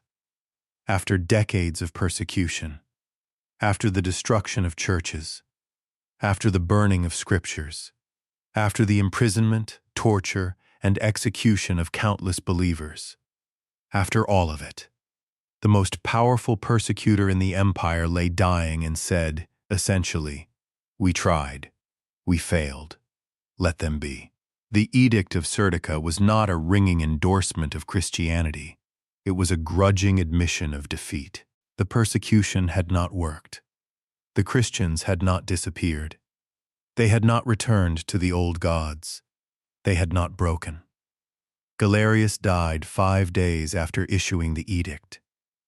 And the empire, fractured, exhausted, ruled by competing emperors in different regions, stumbled toward the next chapter of its story. Which brings us back to Constantine, and to that night before the battle. Now, I should tell you that the sources disagree about exactly what happened. Eusebius, the church historian who later became Constantine's unofficial biographer, tells one version. Lactantius, another Christian writer, tells a slightly different one, and historians have been arguing about both ever since. But the core of the story goes like this. Constantine, on the evening before the Battle of the Milvian Bridge, was troubled. Not just by the military odds, though those were daunting enough. He was troubled by something deeper, a question that had been nagging at him, perhaps for years. Which god should he pray to? His father, Constantius Chlorus, had been sympathetic to Christians. Constantine himself had spent time at Diocletian's court and had seen the persecution firsthand, seen the arrests, the burnings, the stubborn refusal of the Christians to submit. He had also seen something else, something that the persecutors never intended. He had seen their courage. He had seen ordinary men and women face torture and death with a calm that defied explanation. He had seen communities shattered by persecution rebuild themselves within months. He had seen a faith that, by every rational calculation, should have been extinguished by the combined might of the Roman state. Not only survive, but grow. What kind of god could do that? According to Eusebius, Constantine looked up at the sky that evening and saw a sign, a cross of light, blazing above the setting sun, with the words, "In hoc signo vinces," inscribed beneath it. In this sign you will conquer. According to Lactantius, the vision came not in the sky but in a dream. Constantine saw the Chi-Rho, the first 2 letters of Christ's name in Greek, superimposed to form a symbol, and was told to mark it on his soldiers' shields. Did it really happen? I don't know. You don't know. Nobody knows. The skeptics will tell you it was a sundog, a natural atmospheric phenomenon caused by ice crystals in the upper atmosphere. The believers will tell you it was a miracle. The historians will tell you it doesn't matter, because what matters is what Constantine did next. He ordered the Chiru painted on his soldiers' shields. And the next day, October 28th, 312 AD, he attacked. The Battle of the Milvian Bridge was short and decisive. Maxentius, in a catastrophic tactical blunder, chose to fight in front of the Tiber rather than behind the city walls. When his lines broke, his soldiers had nowhere to retreat. The bridge collapsed under the weight of fleeing men, and thousands drowned in the river. Maxentius himself was swept away by the current. His body was found the next day, face down in the mud. Constantine entered Rome as its undisputed master, and one of the first things he did, one of the very first things, while the bodies were still being pulled from the Tiber and the blood was still drying on the cobblestones, was summon the Bishop of Rome. The meeting must have been extraordinary. Picture it. The Emperor of Rome, armored, battle-stained, the most powerful man in the Western world, sitting across from a Christian bishop, a man whose predecessors had been hunted, imprisoned, executed by the very state that Constantine now controlled. What was said in that meeting, we don't know. But we know what happened next.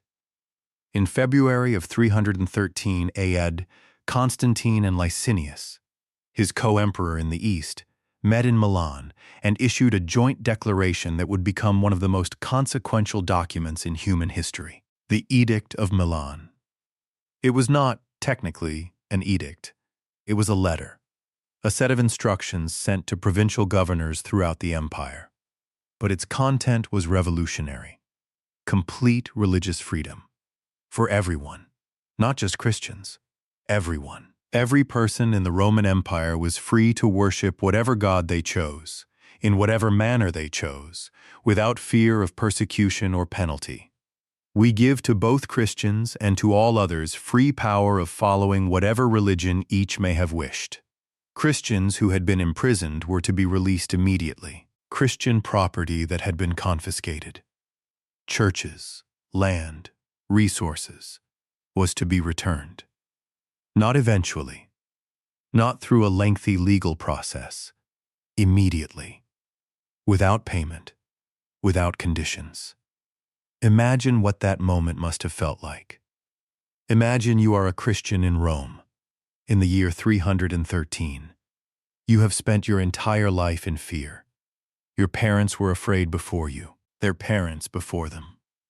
For 2.5 centuries, 10 generations, your family has carried the same secret, borne the same risk, faced the same impossible choice. And now a Roman emperor, is telling you that it's over, that you can worship openly, that you can build churches, that you can walk through the streets of Rome carrying the cross, the instrument of execution that killed your Lord. And no one will stop you. No one will arrest you. No one will drag you before a governor and ask the question that has haunted your people for 250 years. Are you a Christian? Yes. Yes, I am. And I'm free. The Christians did emerge from the darkness, from the catacombs, from the hidden rooms, from the rural hideouts where they had sheltered during the Great Persecution. They blinked in the sunlight, literally and figuratively, and they began to build. Churches rose where temples had stood, basilicas, grand, columned halls that borrowed their architectural form from Roman public buildings, appeared in every major city. The Bishop of Rome received an imperial palace as his residence. Christian clergy were exempted from taxes and public duties. Christian holidays entered the imperial calendar. The transformation was breathtaking in its speed, within a single generation, the space of a human lifetime. Christianity went from a persecuted underground movement to the most powerful religious institution in the Western world. But Constantine, I should note, did not make Christianity the official religion of the empire. That's a common misconception. Constantine legalized it. He favored it. He showered it with money and privileges. He even presided over the Council of Nicaea in 325 AD, where bishops gathered to settle theological disputes. The Emperor of Rome, sitting among Christian clergy, helping them decide what they believed. But it was not until the reign of Emperor Theodosius III, in the year 380 AD, nearly 70 years after the Edict of Milan, that Christianity became the official state religion of the Roman Empire. Theodosius issued the Edict of Thessalonica, which declared Nicene Christianity the only legitimate religion of the empire and outlawed pagan worship. The persecuted had become the powerful. The hunted had become the hunters. And the implications of that transformation, the ironies, the contradictions, the long shadow it cast across the next 17 centuries of human history, are still being debated today. But tonight, we're not going to dwell on the politics, not on the councils or the edicts or the power struggles that followed. Tonight, I want to stay with the human story, with the people who lived through these centuries of fire, who carried a forbidden faith in their hearts, who faced the choice, incense or death, and made their decision. Because their stories, their individual, particular, irreplaceable stories, are in danger of being lost, buried beneath the weight of historical analysis and scholarly debate and the endless argument over numbers and dates and legal interpretations. And that would be the greatest loss of all. How many?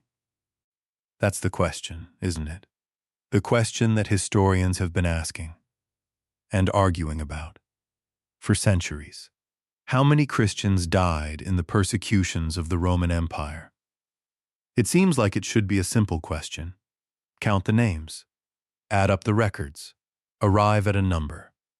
But history is never simple, and this particular question is tangled in layers of bias, incomplete records, theological agenda, and the fundamental difficulty of counting the dead across 3 centuries and a territory spanning 3 continents. Let me take you into that debate, not because the numbers themselves are the most important thing. They're not. But because the way historians have argued about them reveals something profound about how we remember suffering, how we construct identity, and how the stories we tell about the past shape the world we live in today. We begin, as so many discussions of Roman history do, with Edward Gibbon. Gibbon's Decline and Fall of the Roman Empire is a masterpiece, nearly 10,000 pages long, written in prose so precise and elegant that it reads, at times, more like literature than scholarship. It remains, after more than 2 centuries, one of the most influential works of history ever produced. But Gibbon had a problem.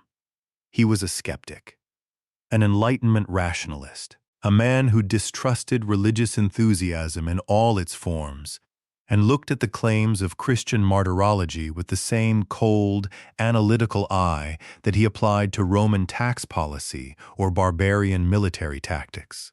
And when he examined the early Christian accounts of persecution, the martyrologies, the hagiographies, the dramatic narratives of saints torn apart by lions and burned alive in arenas, he concluded that the numbers were exaggerated, significantly exaggerated. Gibbon argued, in his famous 15th and 16th chapters, that the total number of Christian martyrs was far lower than the church tradition suggested. He pointed out that the persecutions were intermittent, not continuous, that many governors were reluctant to enforce anti-Christian edicts, that entire provinces were barely affected, that the periods of active persecution, Nero, Decius, Diocletian, were separated by decades of relative peace, during which Christianity grew and flourished unmolested. After the Church had triumphed over all her enemies, Gibbon wrote, with characteristic dry irony, The interest as well as vanity of the captives prompted them to magnify the merit of their respective suffering. In other words, the winners exaggerated. They inflated the numbers. They made the persecutions seem worse than they were, because suffering conferred legitimacy. The more martyrs you could claim, the more heroic your faith appeared. The more God seemed to be on your side. Gibbon's argument was explosive. The churches were furious. His book was banned in several countries. He was accused of atheism, blasphemy, and moral corruption. But he was also, in some respects, right. Later scholars expanded on Gibbon's argument. They noted that the cult of the martyrs, the veneration of those who died for the faith, became an enormously powerful force in early Christianity. Martyrs' tombs became pilgrimage sites. Their bones became holy relics. Their stories were told and retold, embellished and elaborated, until the historical person was buried beneath layers of legend. St. George, the dragon slayer? Almost certainly a real Christian martyr from the Diocletian persecution. But the details of his life, including, obviously, the dragon, were added later, centuries after his death. St. Catherine of Alexandria? Her story includes a dramatic debate with 50 pagan philosophers, all of whom she converted, followed by an attempt to execute her on a spiked wheel that miraculously shattered at her touch. Inspiring? Certainly. Historical? Almost certainly not. The exaggeration was, some scholars argued, necessary. Not cynical, not dishonest, but necessary. In the way that origin myths are always necessary for communities that need to define themselves against the world. The cult of the martyrs gave Christianity a narrative of suffering and triumph that bound its followers together across centuries and continents. It created heroes, role models, proof that faith was worth dying for. But it also made the historian's job extraordinarily difficult. How do you separate the historical core from the legendary accretion? How do you count real deaths when the sources are mixing fact and hagiographic fantasy? How do you honor the genuine suffering of real people without accepting uncritically every miraculous embellishment that later generations added to their stories? Dean and theology professor Graydon F. Snyder challenged Gibbon's skepticism on one important point. He argued that the cult of the martyrs did not actually influence the earliest records, because the cult itself didn't emerge until after Constantine, after the persecutions were over. The pre-Constantinian accounts of martyrdom, Snyder argued, were written before there was any institutional incentive to exaggerate. They were raw, immediate, written by people who were still in danger themselves. And those accounts, the earliest ones, the ones closest to the events, describe suffering that is, by any standard, real and terrible. Despite Gibbon's skepticism, most modern scholars are less doubtful about the severity of the persecutions. One historian of the Diocletian era put it bluntly: "The horrors described in the sources are plausible, consistent with what we know about Roman penal practices, and should not be dismissed lightly. But the question of numbers remains contentious." Geoffrey d'Este. Croix, in his landmark study, attempted to categorize early Christian martyrs into three groups. The first, volunteers for martyrdom, people who actively sought death, who presented themselves to the authorities unprovoked, who saw martyrdom not as a tragedy to be endured, but as a privilege to be pursued. The second, those whose behavior attracted persecution, people who refused to sacrifice, who publicly preached, who deliberately violated anti-Christian edicts. The third, those who were pursued by the authorities without any overt act on their part, people who were simply denounced, arrested, and condemned for the name alone. This categorization was useful, but it opened a new debate, the question of voluntary martyrdom. Did early Christians actually seek death? The evidence suggests that some did. There are accounts of Christians running to the governor's tribunal, declaring their faith without being asked, practically demanding to be executed. In one famous case, a group of Christians presented themselves to a governor in Asia Minor and asked to be martyred. The governor, reportedly exasperated, executed a few and told the rest, "If you want to die, there are cliffs to jump from and ropes to hang yourselves with." This voluntary martyrdom troubled the church authorities. It seemed to blur the line between heroic faith and suicidal fanaticism. Was it truly martyrdom if you sought it out? Was it the same as dying because you were hunted, arrested, given no choice? The scholar G.W. Bowersock proposed that voluntary martyrdom became widespread by the end of the 2nd century, prompting church leaders to draw increasingly sharp distinctions between solicited martyrdom and persecution-induced martyrdom. Candida Moss, in her more recent work, challenged the very category of voluntary martyrdom, arguing that such distinctions only emerged in later centuries and were projected backward onto earlier events. Paul Middleton took yet another position, arguing that voluntary martyrdom was indeed a real and recognized category in the earliest Christian traditions, that volunteers were valorized alongside those who were passively persecuted, and that the later discomfort with voluntary martyrdom reflected changing attitudes rather than historical reality. The scholars disagree. They will continue to disagree. That is the nature of scholarship. But here's what I want you to think about tonight. Behind every number, every estimate, every statistical analysis, every footnote in every scholarly article, there was a person. Not an abstraction, not a data point, not a theological argument. A person. A woman named Blandina, who was a slave, who was small and frail and expected to break, and who didn't. A deacon named Sanctus, who forgot his own name under torture and remembered only one thing: "I am a Christian." A young mother named Perpetua, who wrote a diary in prison, one of the oldest surviving texts written by a woman in the ancient world, describing her dreams, her fears, her conversations with her father who begged her to recant, and her final, quiet resolve to die for what she believed. A 15-year-old boy named Ponticus, who stood in an arena and refused to burn incense, and died before a crowd of strangers who didn't know his name and wouldn't have cared if they had. St. Croix estimated, based on Eusebius's account of martyrs in Palestine alone, a relatively modest number during the Great Persecution. W.H.C. Friend, the great Anglican historian, estimated between 3,000 and 3,500 martyrs across the entire period of the Diocletian persecution.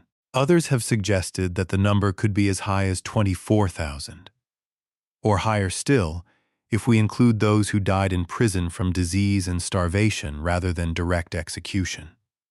But does the number matter?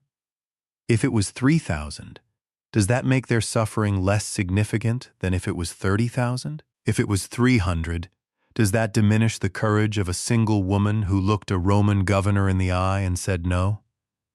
I don't think so. I think the numbers are a trap, a distraction, a way of turning human agony into arithmetic. What matters, what has always mattered, is the story of what people are willing to die for, the story of what empires are willing to kill for, the story of the thin, fragile, impossibly strong line that runs between conscience and power. And that story doesn't need numbers to be told. It needs names. It needs faces. It needs the sound of a woman's voice, echoing down through 17 centuries, saying 5 words that no empire could silence. I am a Christian. Nothing wicked happens among us. The historians will continue to argue about the numbers. The theologians will continue to debate the categories. The skeptics and the believers will continue their ancient, necessary quarrel about what is true and what is legend and where the border between them lies. And that's fine. That's good. That's how knowledge advances. But tonight, in this quiet moment, in whatever room you're lying in, in whatever corner of the world. I want you to set the numbers aside and just remember the people, because they were real, and their courage was real. And the fact that you know their names, that any of us know their names 2,000 years later, is perhaps the greatest proof that what they died for was not in vain. We've come a long way tonight, you and I. We started on the gleaming hilltops of Rome, where marble temples rose above a city of 1,000,000 souls and the smoke of sacrifices curled upward toward gods whose names were carved into the very identity of an empire. We walked through the narrow alleys where the smell of incense mixed with the stench of the tanneries, where ordinary Romans placed their morning offerings before household shrines and never questioned whether the divine was real. Because for them, it was as real as the bread in their hands and the ground beneath their feet. We descended into the catacombs, into the cool, damp darkness beneath the city, where candlelight flickered on carved walls, and small groups of believers huddled together, sharing bread and wine, and whispering the name of a man who had been executed by the state they lived under. They called each other brother and sister, the senator's wife and the freed slave, the retired soldier and the Greek immigrant. And in that radical, dangerous equality, they planted a seed that would outlast the empire itself. We stood in the streets of Rome on the night it burned.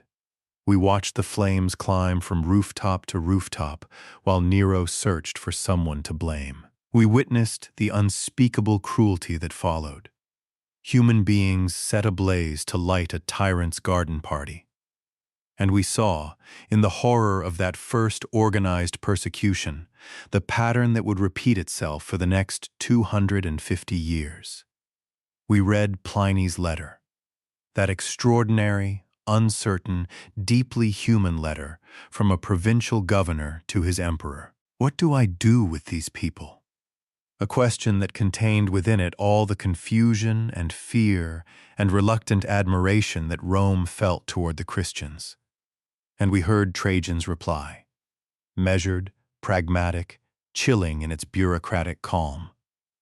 Don't seek them out, but if they're brought to you, punish them, unless they recant, unless they bend. We sat in the arena at Lyon and watched Blandina, a slave woman, a nobody, a piece of property in the eyes of Roman law, endure tortures that broke her tormentors before they broke her. We heard her voice, steady as a heartbeat, repeating the same words until the words themselves became a kind of prayer. I am a Christian. Nothing wicked happens among us. We witnessed the Decian persecution, the cold, bureaucratic genius of an emperor who understood that you don't need lions and arenas to destroy a faith. You just need paperwork, certificates, commissions, the quiet, grinding machinery of the state. And we saw what that machinery did, not just to bodies, but to communities. The agonizing debates over the lapsed, the schisms, the broken trust, the scars that lasted longer than the persecutions themselves. We lived through the great persecution under Diocletian, the last, the largest, the most systematic attempt to eradicate Christianity from the face of the earth. Churches demolished, scriptures burned, clergy imprisoned, an entire faith driven underground for the final time.